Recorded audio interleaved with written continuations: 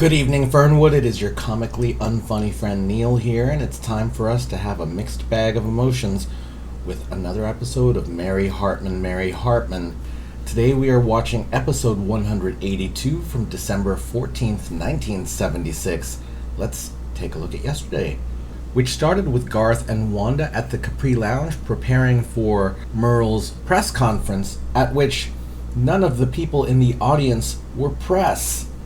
Especially this one guy who just came in to use the bathroom, though luckily we finally got Harold Clemens back, who represents the Fernwood Courier.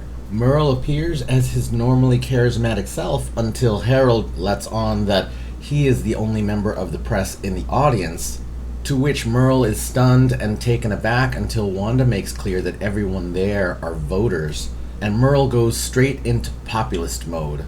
Harold sets up a meeting with Merle to talk privately for a one-on-one meeting at the Courier, and then privately Wanda invites Merle back to her place for a private party. But sadly for Wanda, Merle says that he wants their first day to be after they are married. Later that night, Wanda appears at Tippy Toe's trailer. She'd been wandering the town kind of aimlessly, though Annie invites her in. Wanda lets on that she and Merle have not slept together, and Annie is fairly surprised. The two women find that they see the world in very similar ways and do strike up a pretty bold connection, after which Wanda sets the record straight about the relationship between her and Merle. Wanda gets up to go, and Annie makes clear that there is some kind of connection between the two of them. Next door at the Hartman residence, Mary is trying to call Rome as she gets a knock at the door, and it turns out to be Merle Jeters. Mary is very standoffish with Merle and very clear that she doesn't want him there. She asks him to go at least as far as the doorway when the phone rings for that call from Rome, and it's Gore Vidal. And even though Mary has asked Merle not to listen, he is overhearing everything she says, especially that Tom didn't find it attractive that she wore the clothes that she is wearing, as well as various secrets about people in town, that Tippy Toes is bisexual, for instance, and all of the different bits and bobs. Mary called Gore because she is not going to be writing in her book anymore. It's a little bit too much. And she looks wistful as she picks up the package that holds the notebook that she had been writing in for so long.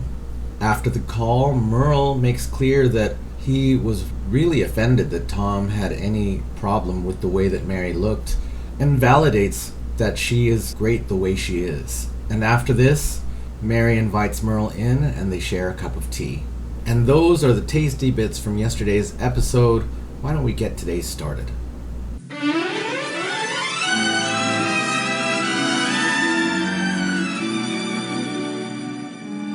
Mary Hartman! Mary Hartman!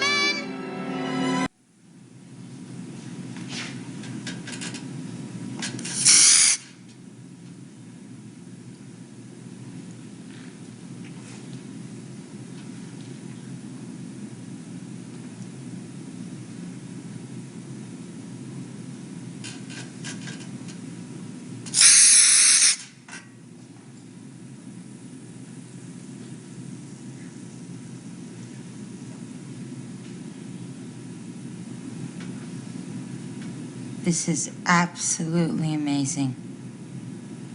I may have discovered a strain of bug that is immune to isopropoxyphenyl methylcarbonate.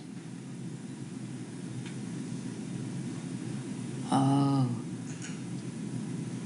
I wonder if he's just holding his breath now.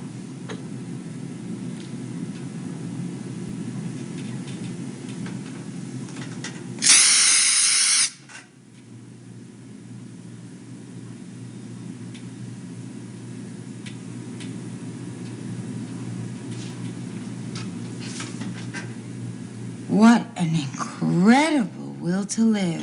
Mary, I have the most exciting news for you. Tippy Toes died? Better than that. Nothing could be better. Mary, love has triumphed. True love has triumphed. Mary, Merle has asked me to marry him. Oh, Wanda, that's wonderful. Oh, how wonderful. Oh, I'm so happy for you. Oh, Wanda, that's... Oh, God, this reminded me so much of last Tuesday on One Life to Give. Only it wasn't happening to you. It was happening to Iris Bannister, who is also a widow, but heavier. Now, Iris waited 11 weeks. I mean, she waited and waited and waited and waited until Bill McMasters, a thoracic surgeon, deals with the thyroid gland, he finally, after 11 weeks, got down on his knees and proposed to her. I mean, can you believe that? And let me tell you what happened. 6 episodes later, there was a weekend in between. She said yes. Mary, I can't ever remember being happier. I think everyone has one chance, and this is my chance. I just feel it. Wanda, we're going to have the wedding at my house. Oh, Mary, I couldn't impose on you. Oh, but we had a wonderful funeral here. I see no reason why we can't have a wedding. I mean, it's just different food selections. You are the dearest friend. I can't thank you enough. I love home weddings. Having something like this at home adds a warm, personal touch. Would you like to have it in the kitchen? Oh, Mary, that's sweet. Yeah? No. Oh. We had a wonderful funeral in the kitchen. Oh, no, I couldn't put you out that way. No, just having it in the home, in your living room, is generous enough. Oh, I can't tell you how happy I am and how wonderful it is that you can do this. Wanda. Thank you so much, dear. And now I have to run. Where? Well, to tell more people. You see, the more people I tell, the harder it'll be for Merle to change his mind. Oh, Wanda, I'm really happy for you. Thank you. Okay, bye. Bye. Oh, Wanda! When is the wedding? Oh, it doesn't matter anyway. Oh, wait. Except that those men are coming on the weekend to fix that strange bulge in the living room ceiling. Wanda! Wanda!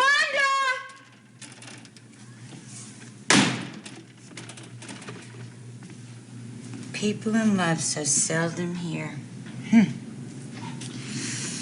Now I'm gonna get you. Now I'm gonna get you. Now this one I'm gonna... Hi, honey. Hi. Hi, Tom. Hey, what's with Wanda? Oh, Tom, guess what? What? Wanda and Merle are getting married.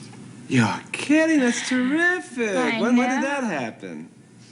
Very recently. Huh? And Tom, we're gonna have the wedding at our house. I mean, right here, in our home. That way we won't have to drive anywhere. It's safer. Here? Well, I offered her the kitchen, but Wanda didn't want to put me out. Huh. So in the living room.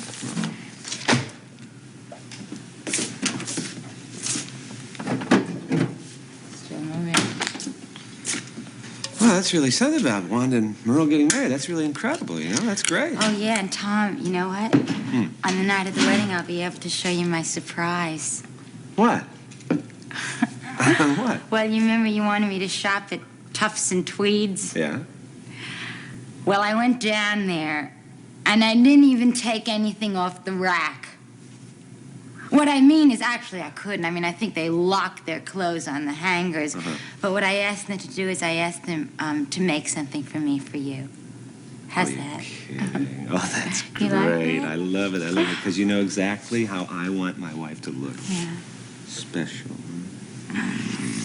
Tom, I just realized I better go over and tell Pat about the wedding immediately because she needs her healing time.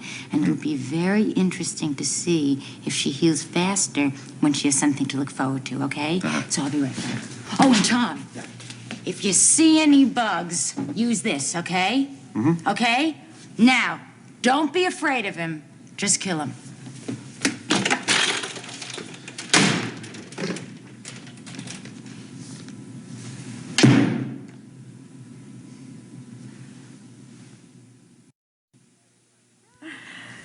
So, you're the little boy with the problems. Mother, you told her. Oh, no. Oh, no, I didn't mean that problem. I mean, I meant a whole different problem. I mean, I don't even know what your problems are. I mean, I've only just met you. no less your problems. Pleased to meet you, Mrs. Hartman. My mother's told me what a good friend you are. Do you prefer Phil or Philip? Philip, please. Now correct me here, Phil. Weren't you named after your father? I was. Thank you. Isn't his name Garth? It is. So is mine. Garth Philip Gimble, Jr. I'd rather be called Philip so nobody confuses me with him.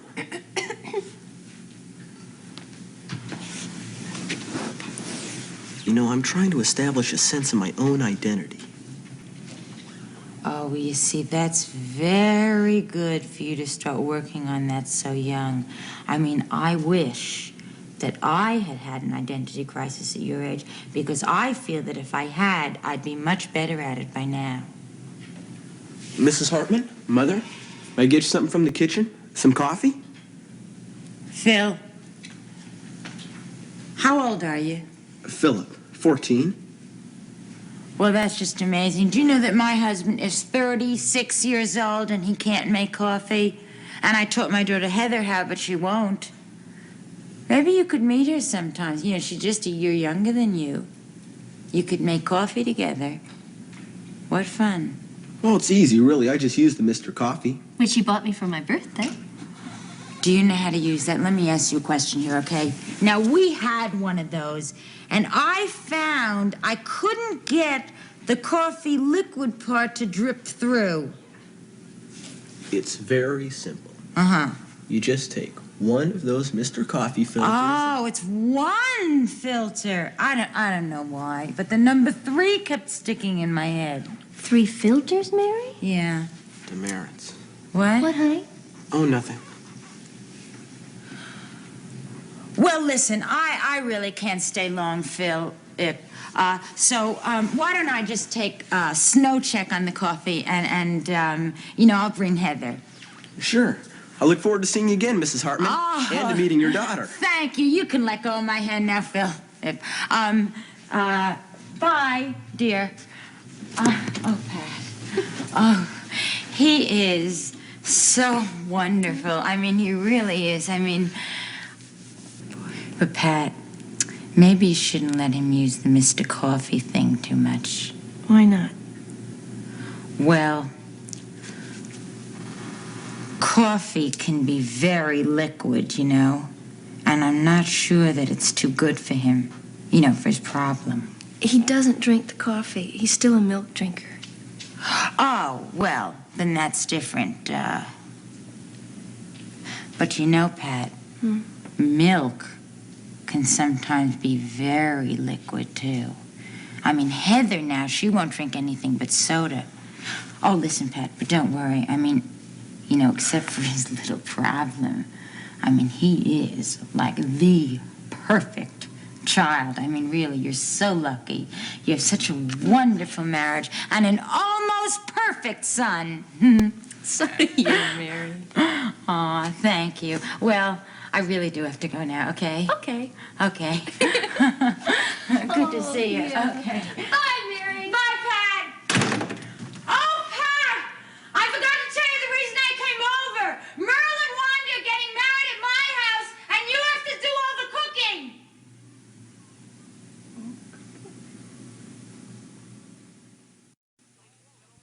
Well, ladies and gentlemen, the polls are closed and the votes are counted.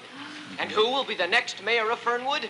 Well, after a daring campaign, a campaign so politically innovative that it should set standards for the biggies in Washington, the next mayor of Fernwood, winning by a landslide vote, the next mayor is Merle Jeter. I repeat, the next mayor is Merle I knew it all along. There was never any contest. I voted for him. Now, you see, you should never doubt yourself. You're so smart. If I'm so smart, why hasn't Merle Jeter said one word to congratulate me? Oh, he will, darling. He will. You're so brilliant. Don't soft soap me. I just won't have it. You let go of me. And I won't take any more of your goddamn abuse. There are a lot of people here tonight, and you so much as touch me again, they'll all know about it. You'll pay for this later, Pat. I don't care. Tonight I'm a free woman, and you just stay the hell away from me. I like the bun. And give me one, honey. Yeah, Pat, I'll take one of those. Bologna so and cheese. hungry, Is that what that is? Can I have one? Let me see which Feed me in the one. baby. Take two. Second, Pat. No, thanks. I better not. Tom, where's What? Mary? Mary?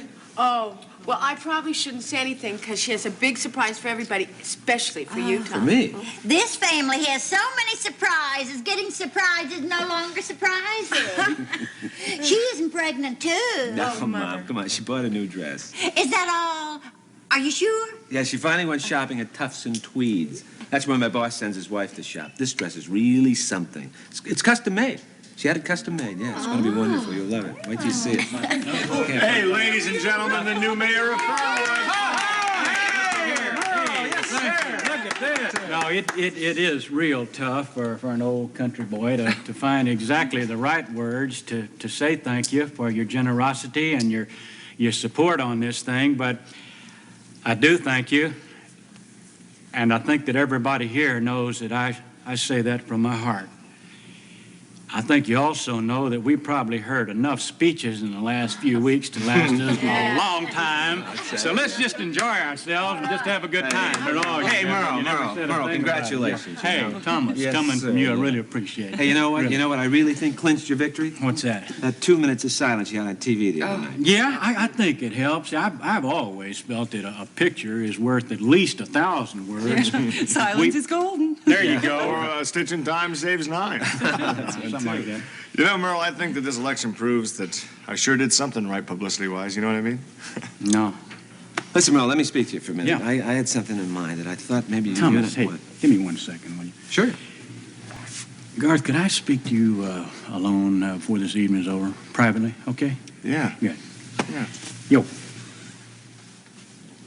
You know something, Wanda?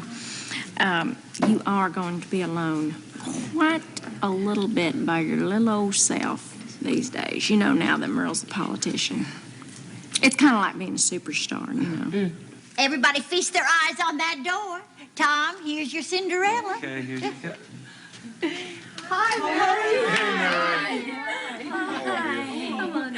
Mary. Yeah. Mary, your dress. Oh, Tom.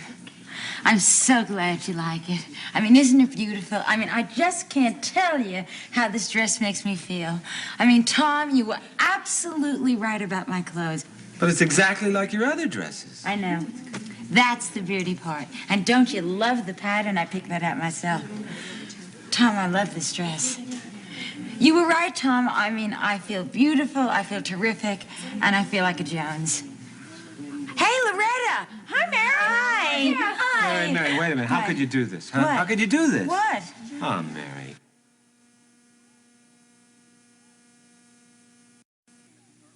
Good evening, Mrs. Hartman. It's so nice to see you again. Oh, hello, Philip. Heather, come here. Heather, please. Philip, I would like you to meet my Heather. Heather, this is Pat's Philip. The two of you are going to get along so well. I just know it. What is it? Shake your hand, Phil.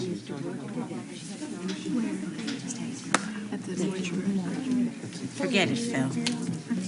No, she won't take any money from me. Well, how much, what kind of payment is this? What kind of payment? Well, she said it was a balloon payment on Balloon the payment? mortgage, yes, and Yeah. she owes a couple $1,000, and she won't take any money from me, and you're my last resort. Me? You have to do something. But Kathy, I can't. Not right now. I mean, it's impossible. But Mary said that you were making more money than you've ever done in your life. Yeah, I'm making a lot of money right now. That's true. But, you know, when you make a lot of money, you spend a lot of money. And I've changed my lifestyle, Kathy. Let me tell you something. I just put a huge chunk of money on a piece of property down at Deep Creek Lake. Now, in a couple of summers, Mary and I are going to build a summer place there. Go ahead, go ahead. Now, right now, I mean, frankly, I don't have a cent to spare. Isn't that amazing? Well, it is. But I tell you one thing I cannot get over is the fact that you thought of people as numbers when you were a kid. Oh, I'm just like you have done all my life. Oh, it's marvelous. You know, there are a lot of numbers around here tonight. Oh, there certainly are. Well, the only number I don't have is Merle's. But you know that.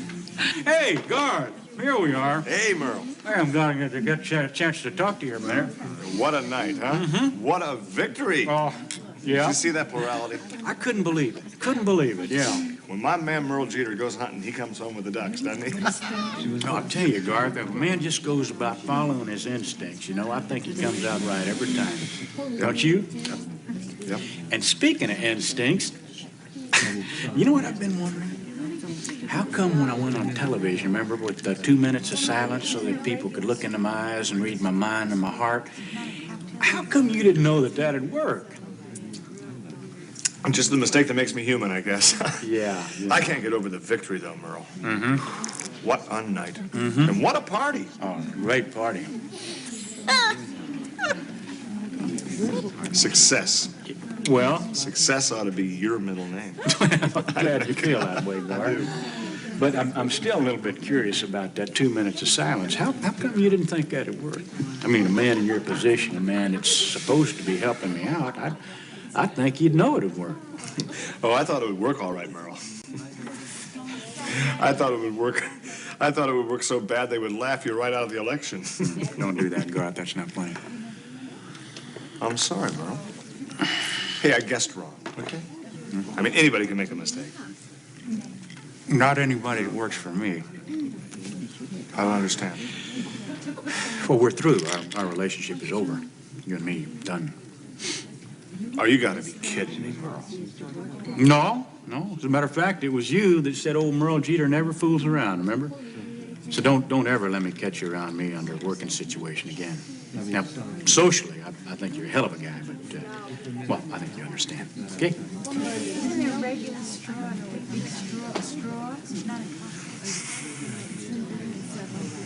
What are you talking about? The lot, the Tom bought at Deep Creek Lake. Didn't you know about it? Oh, Kathy. Well, of course I knew about it. I mean, what are you kidding? I mean, that's the kind of marriage Tom and I have. We don't keep things from each other, We tell each other everything. We discuss everything with it. We don't withhold anything from each other.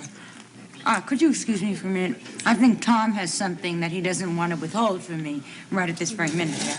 Oh, yes, Loretta. Prices are going up and up and up. I don't know what a person, I don't know how they're going to live, Oh, I don't know how they can get along at all because everything you buy costs some money. Ain't it the truth, hon? It is certainly the truth. And you know what? I keep trying to make a nickel worth 7 cents, Well, what is a woman of my age going to do with an annual income of 0?